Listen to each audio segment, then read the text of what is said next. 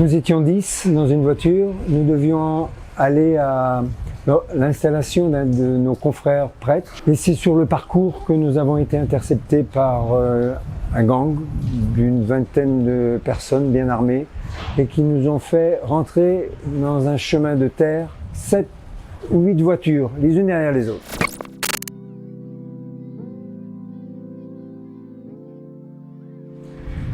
Ils nous ont totalement dépouillés de tous nos biens, l'argent, tout ce qu'on possédait, téléphone. On est resté 19 jours entre leurs mains. On pensait dans un premier temps qu'ils allaient nous libérer comme ils le faisaient à tous les autres, ceux qui les avaient pris dans les autres voitures et les ont libérés.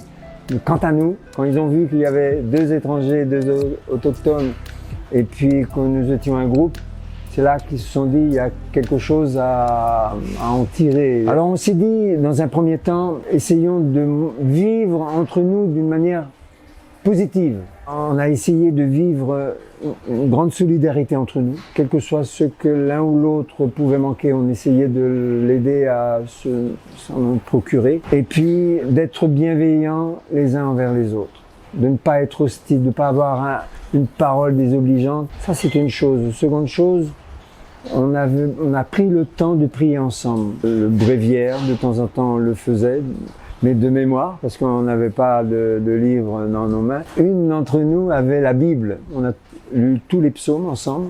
On a lu les évangiles. Il y en a un qui a chanté la Passion de Saint Jean. C'était beau. Et le soir, avant de nous coucher, au crépuscule, nous faisions le chapelet. Donc, nous sentions au fil des jours, rien ne nous arrivera. Non seulement les geôliers nous disaient qu'ils nous sécurisaient en quelque sorte pour dire que rien ne vous arrivera de grave, mais nous autres on le ressentait dans notre intérieur aussi. Et puis la libération est arrivée en surprise, on ne s'attendait pas du tout, en pleine nuit, comme à chaque fois qu'ils nous faisaient déplacer. C'était toujours la nuit. Ils nous ont conduits dans une voiture pour nous faire sortir du lieu où on était. Le responsable nous a demandé de répéter ce qu'il nous demandait de dire. Et notamment, nous n'avons pas été maltraités. Répétez ensemble.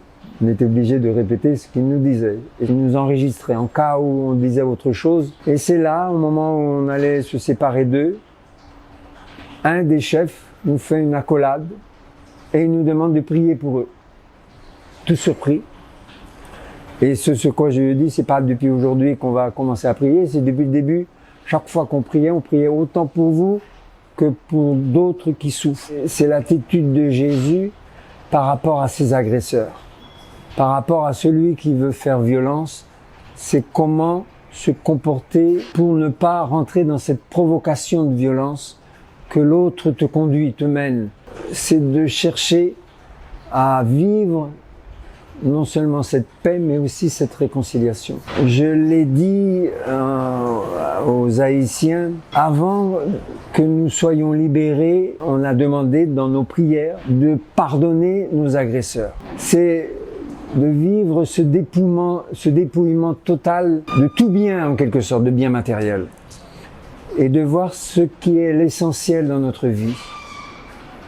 Et l'essentiel, j'en ai retiré, c'est ce qui peut nous habiter dans notre cœur. Notre cœur devient la seule et unique richesse de notre vie. Et je l'ai ressenti, je l'ai vécu, et c'est ça qui porte la joie de vivre. Plus que de vouloir chercher à posséder tout ce que la publicité ou les biens de la terre peut nous proposer.